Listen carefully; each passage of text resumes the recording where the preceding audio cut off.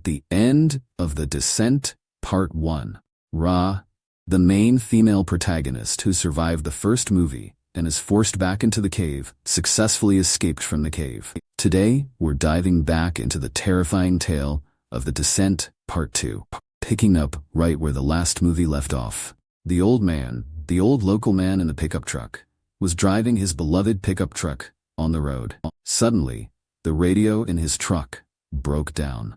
Just as the old man was about to lean down and check it, a deer suddenly darted out in front of him. Luckily, the old man reacted quickly and stopped the truck. Just as the old man was about to breathe a sigh of relief, a person, covered in blood, suddenly appeared, pressing against his car window. It was Sarah, who had escaped from the cave. 2 days earlier, 6 girls had gone missing while exploring the cave. The police and the rescue team, the search and rescue team deployed to find the missing girls, immediately launched a large-scale search in the vicinity. They conducted a wide-ranging search. Even news outlets flocked to cover the story. The reason for all this commotion, because Juno, the senator's daughter, presumed dead in the first film but found alive, fighting in the cave, was among them. And since her father was the senator, Juno's influential father whose status prompts the massive search operation, the police couldn't afford to waste any time. The rescue team had been searching Borum Caverns, the main cave system where the Gi went missing, for days, but still hadn't found any trace of them. They had no idea that the reason for all this was because Juno had spontaneously changed their destination. Just as Sheriff Vanes, the ambitious sheriff who forces Sarah to return to the cave to find the senator's daughter, was at a loss, he suddenly received a call from the hospital, reporting that a survivor had just been brought in. Upon hearing this, Sheriff Vanes immediately rushed to the hospital with Deputy Ellen Rios, the female deputy who fights alongside Sarah. However, when they arrived at the hospital, the doctor informed them that Sarah was suffering from severe post-traumatic stress disorder. Severe post-traumatic stress disorder. She couldn't remember anything that happened in the cave. With the clue right in front of them, Deputy Ellen Rios, the female deputy, wasn't about to give up. After all, she was the only one who knew the whereabouts of the other girls. So she pulled out a photo of Sarah and her friends, hoping the picture would help her regain her memory. However, Sarah just glanced at it and turned her head away. Seeing that no useful clues could be obtained from Sarah, Sheriff Vanes, the ambitious sheriff, had to instruct his officers to find another way. They then launched a search in the vicinity where Sarah was found. Then, with the help of the old local man in the pickup truck, from the beginning, the police quickly discovered an abandoned cabin. The old man said it was the mine shaft, an abandoned mine shaft, left over from previous mining operations. The police sent in a police dog to check out the situation inside, but the next second,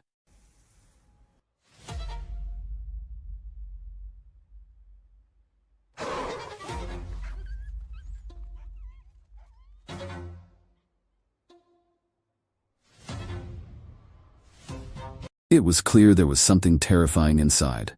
After learning about this, Sheriff Vanes quickly called Dan, the rescue team leader of the rescue team, the search and rescue team, saying they had found clues about the missing people, and that the other 5 were likely in the mine shaft. So he demanded the rescue team come immediately for rescue. Sheriff Vanes, wanting to find Juno, the senator's daughter, quickly to curry favor with the senator, Juno's influential father, also forcibly brought the amnesiac Sarah along.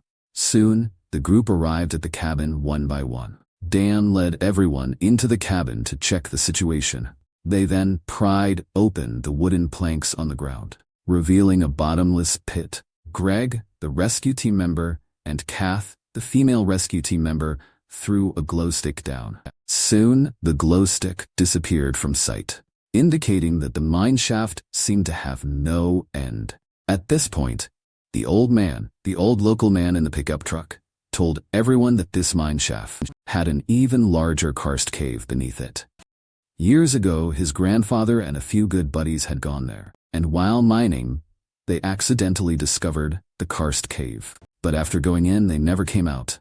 Upon hearing this, Greg, the rescue team member, was absolutely thrilled, because he loved nothing more than this kind of unknown cave exploration. So, after preparing all their gear, everyone took the elevator down together. As the elevator slowly descended, Sarah, the main female protagonist, was once again brought back by the group to the place of her nightmares. Just like last time, this was another 6-person death squad. Soon, the group arrived at the bottom of the mine shaft. The place looked incredibly dangerous. It felt like a collapse could happen at any moment. They followed the passage as they moved forward. After entering a passage, they discovered the karst cave the old man had mentioned. The entrance to the karst cave was blocked by wooden planks. On them, a warning sign read, "Danger, do not enter." But they didn't take it seriously at all. Instead, they simply broke through the planks and crawled inside. Soon, the group arrived deep within the cave system. Deputy Ellen Rios, the female deputy, asked Sarah to observe her surroundings, to see if she could remember anything. Sarah, however, didn't utter a single word. Instead, she stared intently at the rock walls around them. After Sarah had composed herself, the group continued deeper into the cave. Soon after, 2 paths appeared before them. Sheriff Vanes asked Sarah which path to take, but Sarah remained unresponsive. With no other option, Dan had to tell Greg to get out the thermal imager, and also asked Kath to take out the sonar detector and scan the area to see if they could hear anything.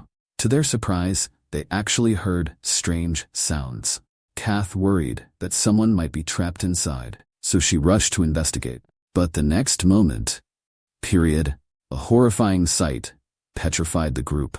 Sarah, in particular, threw up from the shock. They saw a mutilated body lying there. It was Rebecca, a character from the first expedition, who was dragged away by the crawlers in the first movie. Then, Rebecca's mouth began to twitch. Suddenly, a rat crawled out of her mouth. Sheriff Vanes concluded that Rebecca was likely tortured to death. Since Sarah had emerged covered in other people's blood, he suspected that Sarah was the killer. So he relentlessly pressured Sarah to recall everything that happened that day. But seeing this, Sarah had no desire to explain. As Sarah looked at the familiar surroundings before her, some images flashed through her mind. Then her lost memories slowly resurfaced. Her intuition told her that they should leave this place now. So, with a look of terror, she told the others, "This place is dangerous. They should leave here immediately." But unfortunately, no one believed her. To figure out if the others were still alive, the group continued deeper into the cave. This required them to pass through a narrow passage. But just as Sarah was making her way through the narrow passage, she suddenly recovered all her memories. In an instant, images of the passage collapsing and the crawlers slaughtering her companions flashed before her eyes. Realizing the terrifying crawlers were ahead, Sarah decisively kicked Sheriff Vanes in the head, then burst out of the passage with all her might. She then shoved Greg, the rescue team member, and Deputy Ellen Rios aside and bolted. By the time the others reacted, Sarah had already vanished. They could only grab the thermal imager and chase after her. But then, the unexpected happened. Sheriff Vanes, startled, immediately opened fire. However, his actions caused a huge problem for the others. At that moment, Dan and his team were passing through a passage where the terrain was extremely unstable because the bullet had caused a violent impact on the cave's interior. Rocks above the passage began to fall, although Dan and a few others managed to escape. Kath, the female rescue team member, who was slower to react, was in deep trouble. Only after the surroundings became quiet again did she realize she was trapped under a pile of rocks. Dan, regaining his composure, quickly called Kath on the walkie-talkie. After confirming that Kath was still alive, Dan kept reassuring her, promising he would definitely get her out. And so, Kath was forced to remain trapped. Meanwhile, Dan and the other two began searching for another way out. But they hadn't gone far when they quickly realized something was off. Dan immediately lit a flare, and what they saw was shocking. The ground was littered with animal skeletons.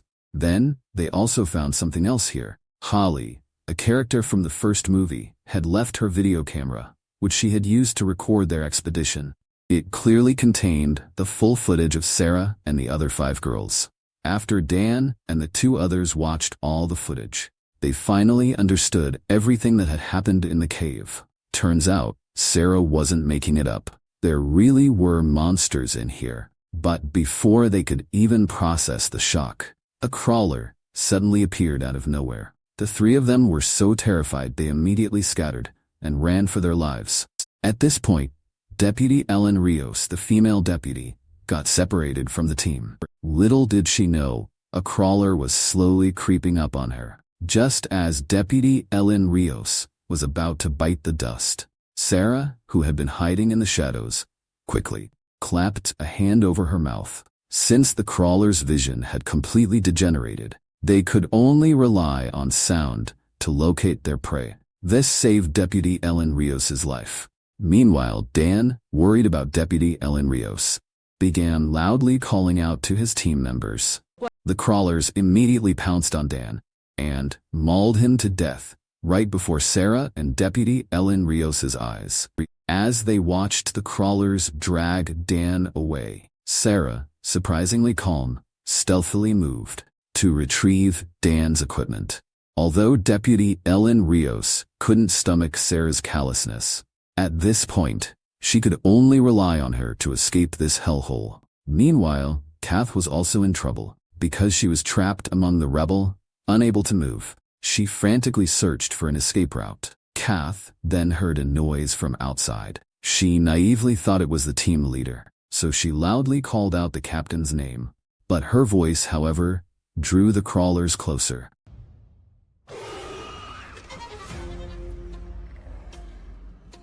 Before Kath could even react, that crawler began frantically clawing at the rubble below and attempted to burrow its way in. Seeing this, Kath quickly shed her equipment. She braved the risk of the rocks collapsing and desperately climbed upwards. However, just as she was on the verge of escaping, a crawler suddenly grabbed her ankle. Kath struggled relentlessly, and at the very last second, she managed to escape. But to her dismay, the crawler was right behind her. Kath swiftly aimed a kick at the crawler's face. Then, she kicked down a rock from above. The massive falling rock successfully took out the crawler. So, the 2 of them set off together to find the others. But then, the growls of the crawlers echoed once more. Hearing this, the 2 of them immediately took off running. But, to their dismay, they found themselves facing the dead end, with the crawlers right on their heels. To evade the crawlers, the 2 had no choice but to climb up, supporting each other back to back. However, by this point, their strength was almost completely depleted. Fortunately, the crawlers wandered off, after a quick look around. But before the 2 could even catch their breath, the walkie-talkie blared to life at the worst possible moment.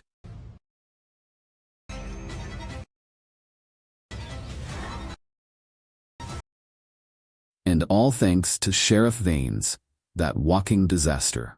Just like that, the crawlers were drawn back again. The 2, already severely exhausted, had no choice but to push themselves to their limits and continue climbing upwards. Fortunately, they finally managed to climb all the way up. Once the 2 reached the ledge above the karst cave, Greg quickly threw his walkie-talkie away, drawing the crawlers' attention to it.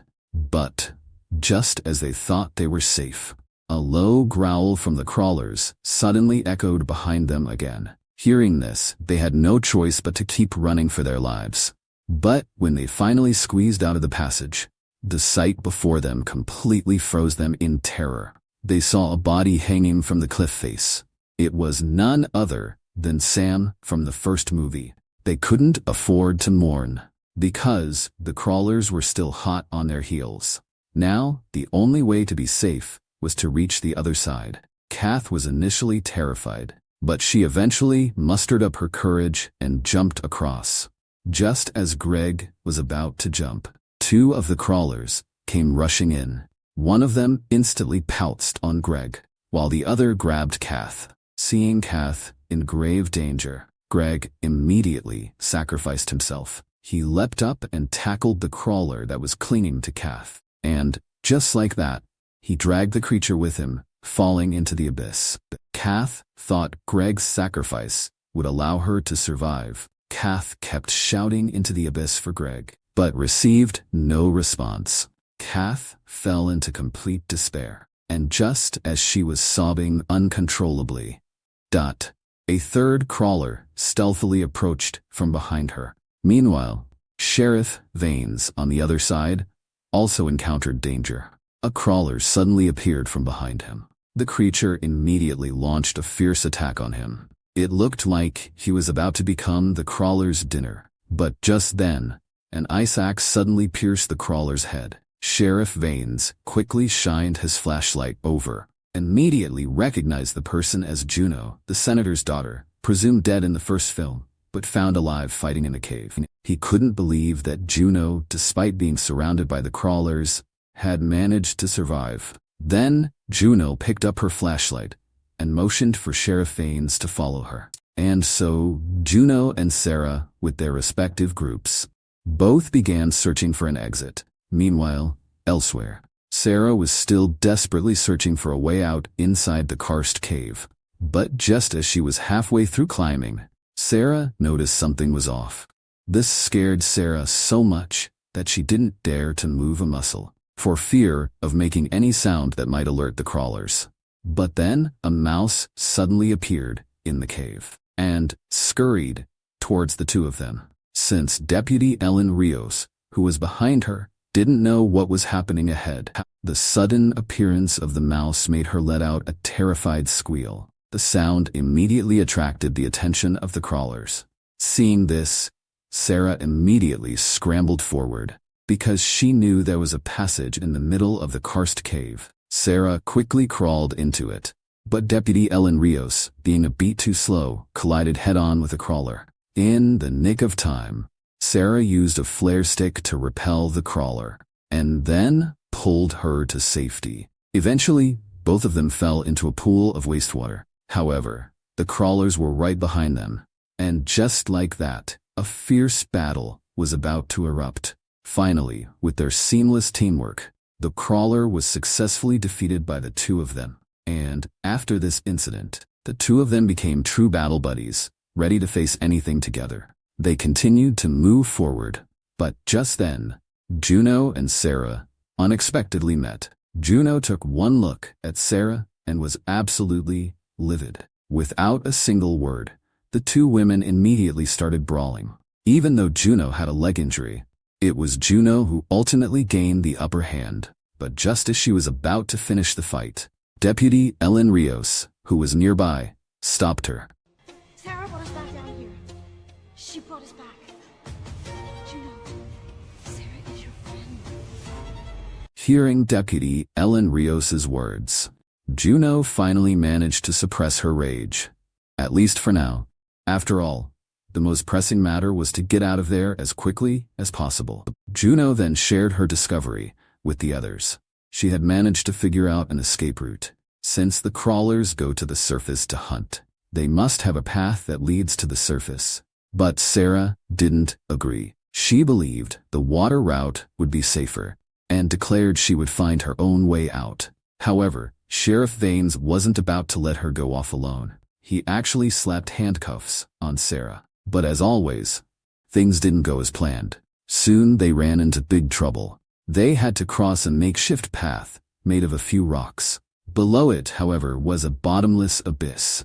Juno and Deputy Ellen Rios successfully made it across to the other side. Now only Sarah and Sheriff Vanes remained. It didn't take a genius to realize those cuffs needed to come off in this situation. But Sheriff Vanes stubbornly refused, insisting on crossing with Sarah, still handcuffed. But as the two were making their way across, the rocks couldn't bear their combined weight and suddenly gave way. With Sarah still handcuffed to him, Sheriff Vanes was temporarily spared from falling. But Sarah was in deep trouble. It was clear she would be dragged down too. So she desperately called out for Juno's help. Thankfully, Juno didn't leave her to die. However, despite their best efforts, they couldn't pull Sheriff Vanes back up. To make matters worse, the crawler's roars echoed through the cavern once more. Seeing the impending danger, Juno urged Deputy Ellen Rios to quickly sever Sheriff Vane's arm. With two of the crawlers closing in fast, Deputy Ellen Rios, with a heavy heart, made the cut. Miraculously, Sarah was pulled to safety at the very last second. And just like that, Sheriff Vanes, along with the crawlers, plunged into the abyss. But the danger was far from over. Soon, they stumbled upon a glimmer of light.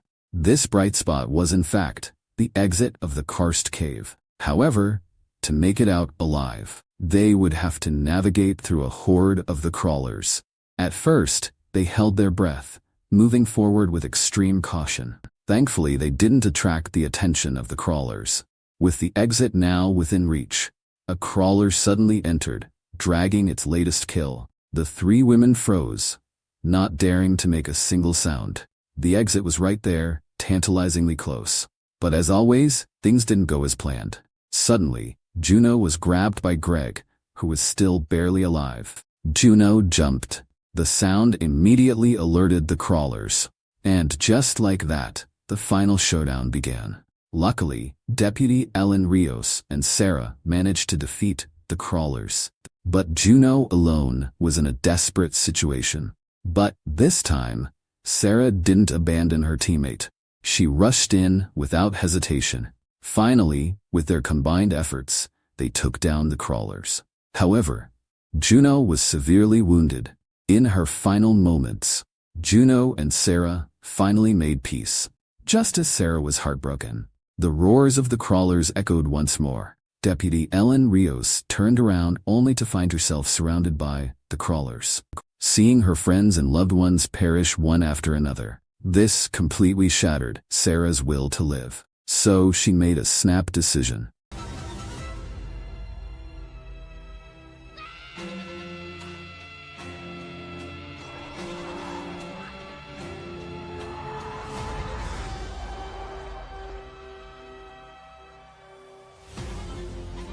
Meanwhile, Deputy Ellen Rios seized the opportunity to crawl out. Then, she fled frantically without looking back. Once Deputy Ellen Rios reached a safe distance, she immediately dialed for help on her phone. However, just then,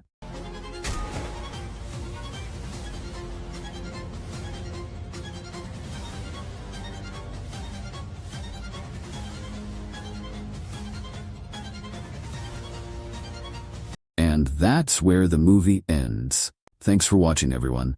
I'm Movie Briefs. If you enjoyed it, please hit that follow button. See you next time. 期再见。